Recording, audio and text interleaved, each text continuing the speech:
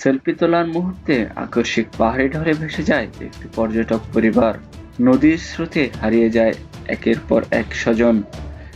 বিভীষিকাময় এই ঘটনাটি ঘটে পাকিস্তানের খাইবার পাখতুনখোয়া প্রদেশের সোয়াত উপত্যকায়। ২৭ জুন সকালে শিয়ালকোট থেকে আসা ওই পরিবারটি সোয়াত নদীর তীরে নাস্তা করছিল।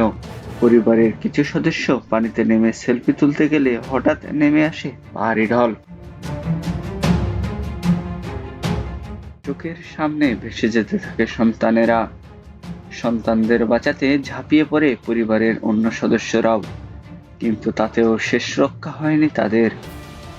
স্থানীয়দের ভাষ্যমতে ২ ঘন্টার বেশি সময় ধরে আর্তনাদ শোনা গেলেও তীব্র স্রোতের কারণে কেউ সাহায্য করতে এগিয়ে আসেনি। পরে উদ্ধার কর্মীদের জানানো হলে তারা এসে ৩ জনকে জীবিত উদ্ধার করে এবং মৃত উদ্ধার করে ৮ জনকে। বাকি সদস্যদের এখনো খুঁজে পাওয়া যায়নি।